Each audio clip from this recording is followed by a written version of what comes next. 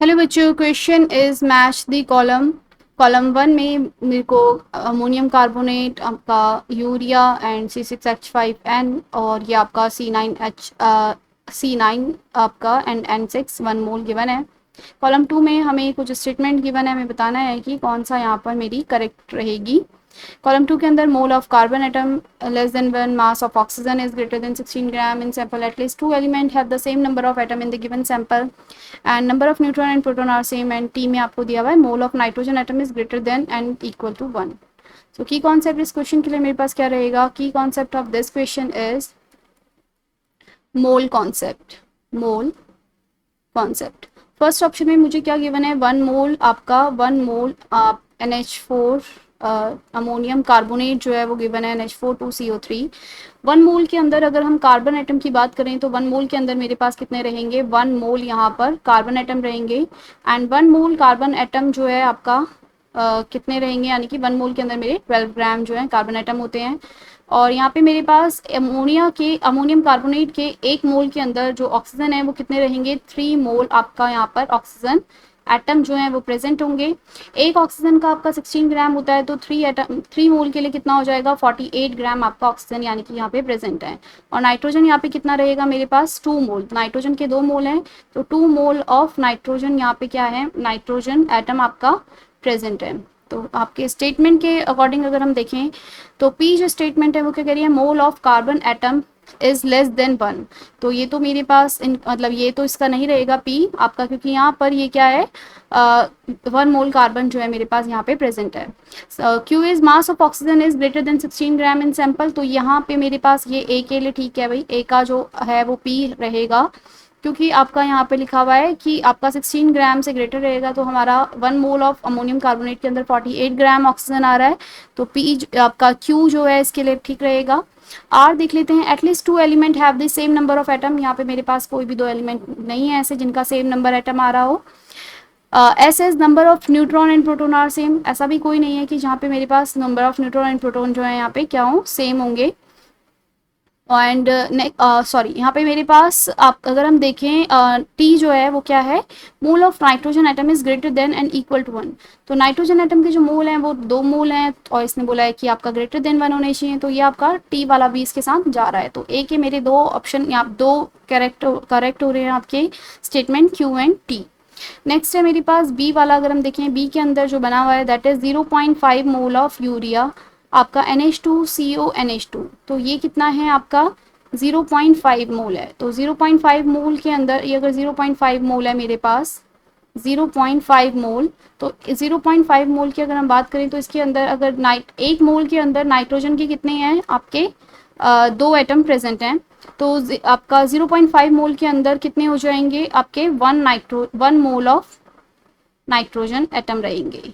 अगर मेरे पास 1 मोल के अंदर 2 हैं तो 0.5 मोल के अंदर 1 मोल जो है नाइट्रोजन एटम का रहेगा। कार्बन की अगर बात करें तो 1 मोल के अंदर एक ही कार्बन आपका रहेगा, तो आपका 0.5 मोल के अंदर भी क्या रहेगा? 0.5 मोल ऑफ कार्बन एटम प्रेजेंट रहेंगे। नेक्स्ट है आपका, अगर ऑक्सीजन की हम बात करें, ऑक्सीजन जो है मेरे पास 0.5 मोल के अंदर, 1 मोल के अंदर एक है, तो 0.5 मोल के अंदर भी आपका 0.5 मोल क्या रहेगा? ऑक्सीजन एटम प्रेजेंट रहेगा। तो यहाँ पर और 0.5 मोल मीन्स आपका oxygen atom means 8 gram of oxygen, क्योंकि 1 मोल के अंदर 16 ग्राम होता है, तो 0.5 मोल के अंदर कितना हो जाएगा आपका? ये 8 ग्राम ऑफ ऑक्सीजन रहेगा। सो क्वेश्चन के अंदर मुझे इसने बोला है कि आपका कौन सा वाला यहाँ पे ठीक रहेगा? Mole of carbon atom is less than 1। Yes, less than carbon आ रहे हैं मेरे पास यहाँ पे 1 से, क्योंकि 0.5 मोल ही आ रहे हैं कार्बन के, तो पी रहेगा इसका ठीक। And mass of oxygen is greater than 16, तो ये मेरा नहीं रहेगा क्योंकि 80 ग्राम इसका मेरे पास ऑक्सीजन आ रहा है। And R is at least 2 element have the same number of atom in a given sample. तो यहाँ पे मेरे पास कार्बन और ऑक्सीजन के जो हैं वो 2 एटम हैं जो जिनके पास क्या आ रहे हैं? सेम नंबर आपका मिल रहा है एटम का। यहाँ पे 0.5 ही है ऑक्सीजन के भी, और यहाँ पे कार्बन के भी 0.5 है, तो इसके लिए आर वाला जो है स्टेटमेंट वो ट्रू हो जाता है। नेक्स्ट है S, number of neutron and proton are same. ऐसा कोई भी नहीं है जहाँ पे number of neutron and proton जो है क्या होंगे? सेम होंगे। तो यहाँ पर मेरे पास अगर हम बात करें टी वाले में mole of nitrogen atom is greater than and equal to 1, तो नाइट्रोजन एटम के मोल आपका एक के बराबर आ रहा है, तो ये आपका टी बी इसका करेक्ट हो जाएगा। नेक्स्ट है सी आपका C6H5N, C6H5N जो रहता है आपका पिरिडीन रहता है। यहाँ पे पिरिडीन का अगर हम देखें यहाँ पे ये अगर आप C6H5N के लिए मैं नंबर ऑफ यहाँ पे कार्बन की अगर हम मोल देखें तो ये कितने होते हैं मेरे पास कार्बन के, यहाँ पे आपके 1 मोल के अंदर मेरे पास 6 मोल ऑफ कार्बन आइटम प्रेजेंट होंगे। ये अगर आपका 1 मोल है तो ये 1 ही मोल ही गिवन है हमें यहाँ पे 1 मोल ऑफ C6H5N, तो यहाँ पे 6 मोल ऑफ कार्बन आइटम जो है वो प्रेजेंट रहेंगे। ऑक्सीजन यहाँ पे मेरा प्रेजेंट नहीं है। नाइट्रोजन के यहाँ पे 1 मोल के अंदर 1 मोल ऑफ नाइट्रोजन प्रेजेंट रहेगा।